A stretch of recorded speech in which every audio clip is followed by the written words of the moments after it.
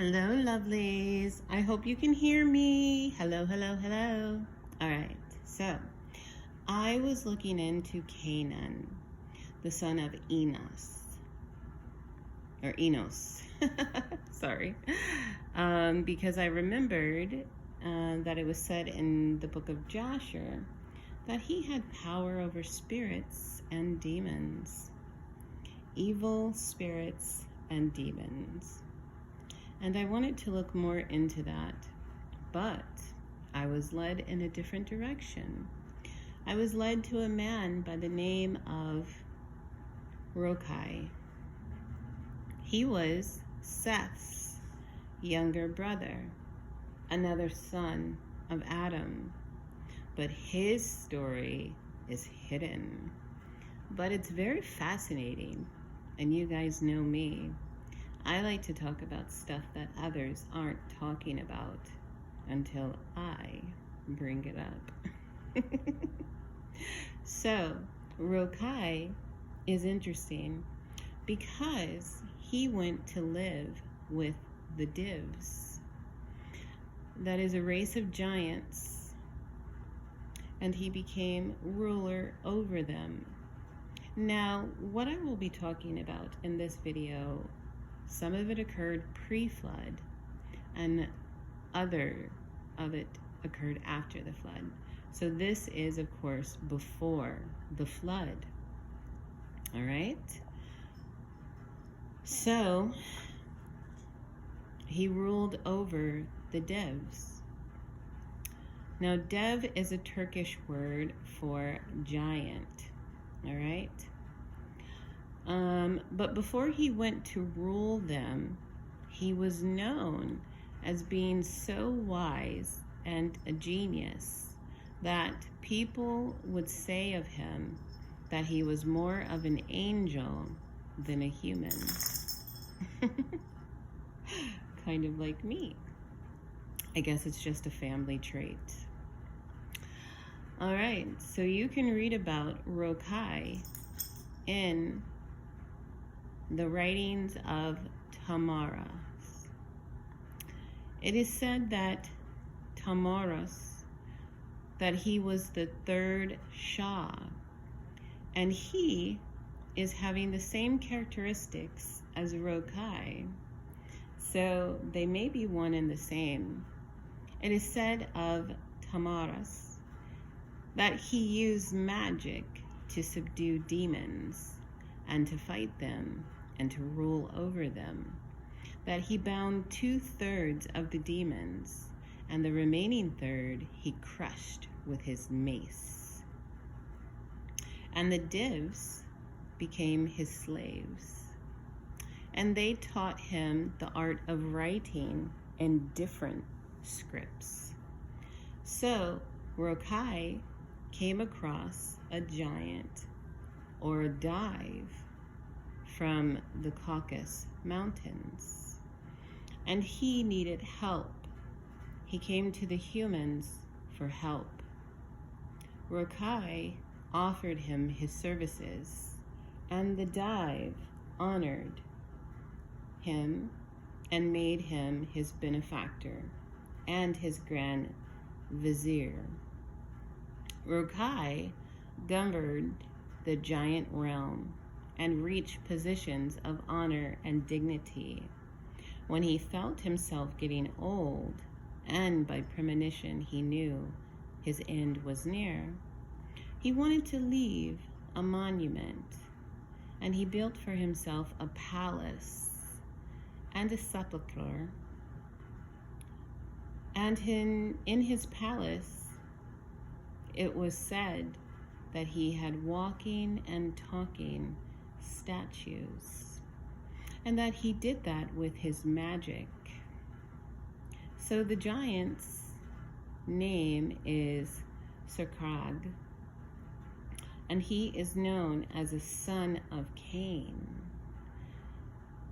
In other ancient writings, it is told by the giant's side that he reached out to Seth and asked Seth if he could borrow Rocail and get him to help govern his land. Seth granted the permission, and Rocail was given the place of honor in the land of Sukrag.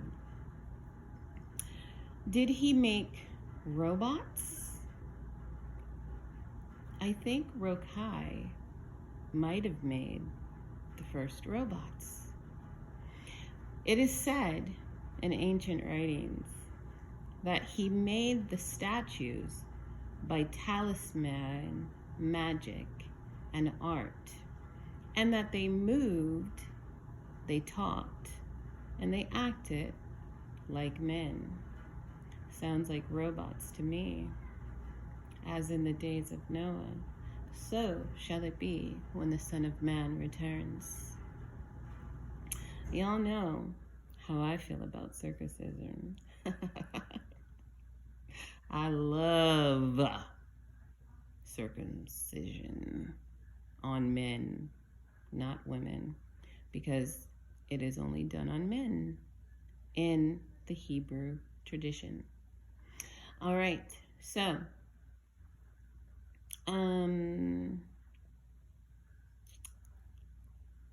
yes, it is a must for all men on earth who claim to be a part of the covenant. All right, if you are a descendant of Ham, you do not have to have circumcision.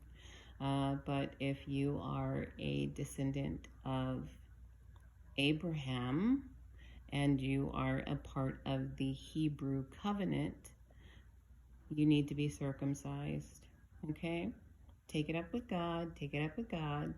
It is so serious to God that God almost killed Moses for not circumcising his sons. It's in the Bible. Read about it. All right? So, did you know that the angels come circumcised? They are made already circumcised.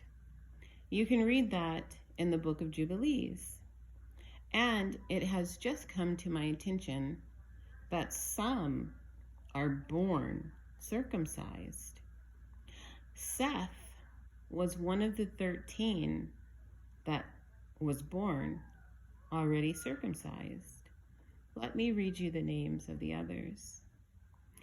Adam, Enoch, Noah, Shem, Terah, Jacob, Joseph, Moses, Samuel, David, Isaiah, and Jeremiah were all born already circumcised. Talk about a mark of the covenant. Cain was marked, but so were they. Hello. Hey, let me behave. All right. I'm sorry, God, I'm sorry. All right, so y'all remember spirit sharing, right? That I talked about in previous videos, how Moses was told by God to share his spirit with the 70 elders, okay?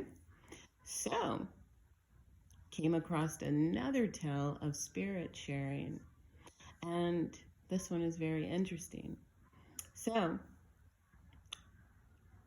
in ancient writings, it says that the spirit of Abel was passed on to and into Seth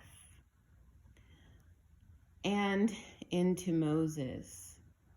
And it says that the instruction that Adam gave to his son Abel was given to Seth, and that Moses, by having that spirit come upon him,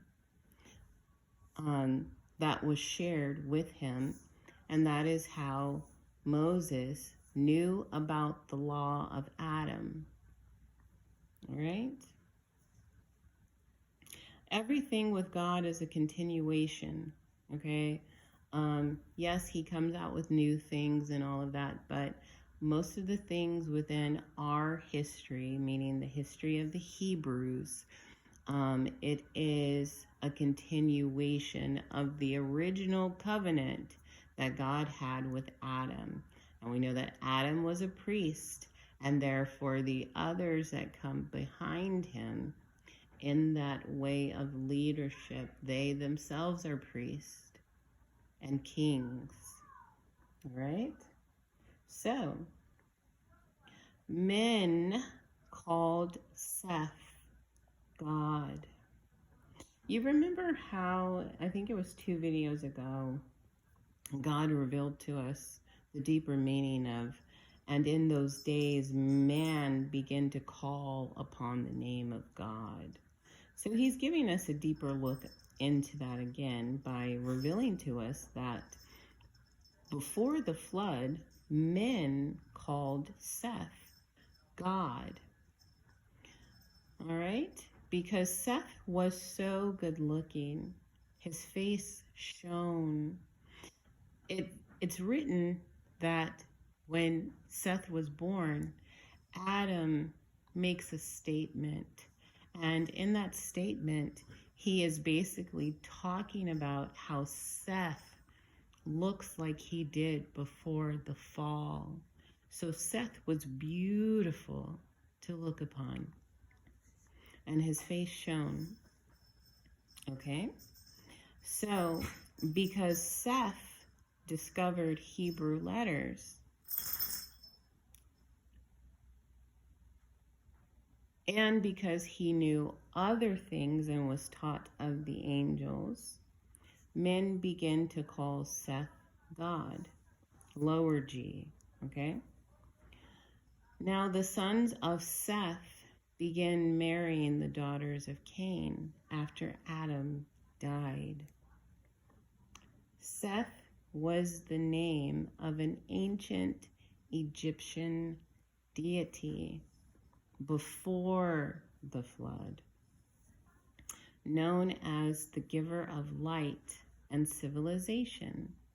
But later, after the flood, the Egyptians that knew not, remember how after Joseph died, it said, and there came a Pharaoh who knew not.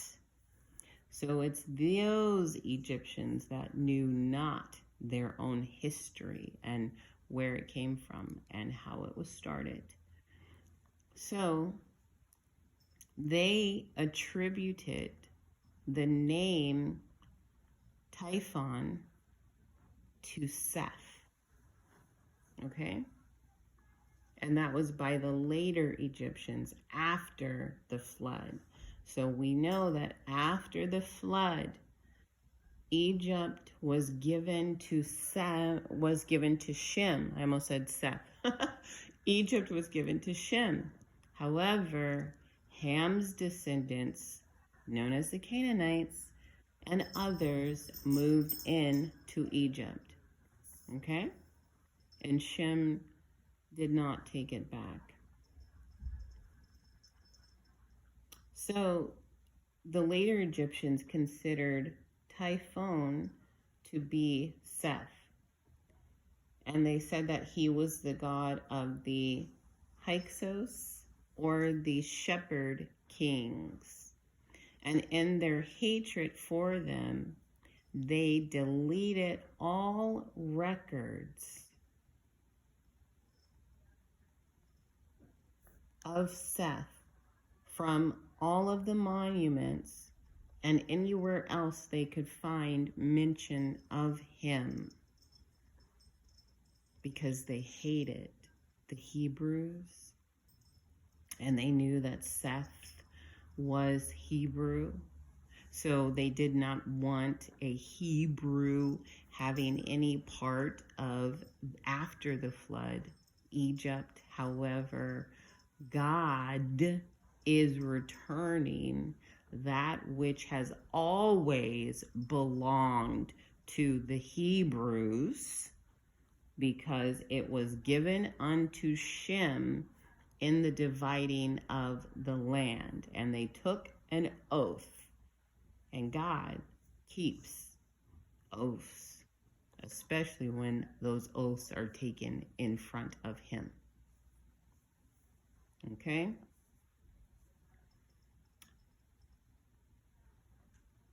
So the plot thickens and deepens about every knee will bow, every tongue confess. You can think that you're serving something else, but when you really dig and you really know, oh, you like all that Egyptian stuff? Well, guess what? It's not really Egyptian, it's Hebrew. Why? Because Hebrews, all right? That's God's magic, all right? So, where was I? So they hated Seth so much, the pharaohs that did not know the greatness of the Hebrews. But they were mad because of Moses, and they stripped them, rightfully so, because it belonged to them. That gold, the knowledge, all of it belonged to them. So they took it with them when they left. So they hated Seth so much that they attributed to him the name Typhon, and they depicted him as an ass's head. And that is after the flood. Okay? So the pillars of Seth, we hear about these pillars that Seth built, and to my knowledge, we are never told where he built them. However, we know where he built them, and we's gonna tell it. So the pillars of Seth are in Syria. In those times before the flood, Seth was known as the sun god of Egypt because his face shone like Enoch's and Moses's. So it does not say that Seth is known as Ra, okay? That is a name that came after the flood. But it says that Seth was known as the sun god of Egypt. And God is going to bring this all out. You can't hide it no more. You can't hide it no more. Because as in the days of Noah, so shall it be. All right? And we's gonna know. Egypt ain't got nothing to do with the people that is there right now. Egypt ain't got nothing to do with them people that y'all thought it had to do with, talking about Cush and Ham and Kenite. No, it's Hebrew. It was founded by Seth. And the things that are there were built by Seth and Enoch and the angels. And it is the pillar unto the Lord, okay, spoken about in Isaiah 19:19. Y'all gonna stop playing with our stuff. You just not gonna play with it. Not in my face, you ain't. Not in my face, you ain't. And you best be real careful, because I'm gonna call upon these ancestors that I'm telling y'all about and be like, yo, we need to know all of this stuff. Anyways, let me behave. All right, so Kainan, going back to Kainan, son of Enos, or Enos. Kainan was the son of Enos, and Enos was the son of Seth. Kainan ruled the world and taught all kinds of knowledge. And the wisdom he had power over evil spirits and demons. And he wrote that the ocean would overflow because he knew the prophecy of Noah. They all knew the prophecy of Noah. When you go back and you read the ancient writings, all of them knew before Noah was even born. And then when Noah was born, it was told to all of them. Adam had told all of them, in the time of Noah, there will be a flood. Okay? So he knew this, and he wrote down that the ocean would overflow. And he wrote other things down. But you will have to find his writings if you can. He built a city, and in that city he used marble, and he had his treasury built.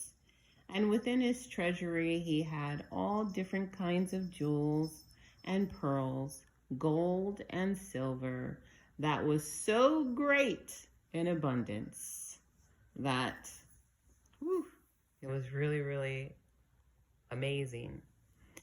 And it is said that he erected a tower, and underneath the tower he built his tomb. But he built the tower in such a way, he built it by the knowledge of astronomical art. So he built it under the 7 planets, and with magical skill, that whoever draws near it will be struck down and die a sudden death. Where is this tower, you ask? It is in India, and I will not give specifics of where it is on this channel, but it is in India. Yeah, and that is it for this video. So my ancestors, finding out about these ones is getting more and more interesting, but you can see how they were born righteous and they did righteous things. However, there is a mixing that is going on because they learned from the giants, and then they took that knowledge and they enslaved them and they ruled over them, which is what they were supposed to do, because that brings about more of the multiple dimension of the prophecy given by God when he said, her seed will crush your seed. All right? And they were just taking their rightful place. However, they were still privy to the teachings of the holy angels as well as the fallen ones. And for me, that is just very interesting because I am myself that way. And I'm just like, is that a family? Is that familiarity amongst the family? You know, within the line of the priest and the priestess? I don't know. You know, there are people out there that will say, you know, knowing such things and knowing how to do things and reading of and being learned by angels, whether holy or fallen, they will say that you yourself are evil, and they will try to cast man's judgment upon you. However, when I read about my ancestors, it seems as if there were exceptions to some rules. However, you had to be the exception to the rule. That's like I have conversations with my mom and I tell her, listen, some things are just for that person, but they run around and they act like it's for everybody. So if God told you not to drink, that don't mean that he told everybody not to drink. You know, now do we know that drinking to the point of getting drunk, that's not good? Yeah, we know that. But sometimes some things are just for you. And I think we need to have the wisdom to know when those decrees are just for us versus a whole group of people. Can you imagine if we had a whole bunch of Samson wannabes around here who never cut their hair? Well, that was a Nazirite vow, and that was the covenant that God had with him. What is your blueprint? What is your covenant? You know? And I'm not saying that gives way to sin. Have some common sense. That's not what I'm talking about. But I'm saying if some are called to walk in certain positions, it seems that when we read about those who have gone before in those positions, they were taught by both sides, the holy angels and the fallen. And they had authority amongst the holy angels, and they had rulership over the fallen angels. And of course, they had rulership and authority over the demons, because the demons are the spirits of the giants. So, you know, it is what it is. But these the type of people in my family line I like to read about and know about, because I'm going to study more on them and I'm going to look into it and I'm going to find these places. And I don't know if I'll go and visit the tower, because it says, you know, you'll be struck down, you know, because he sounded like he was a wizard or something, you know. And then the other guy, he built, basically that sounds to me like he built the first robots.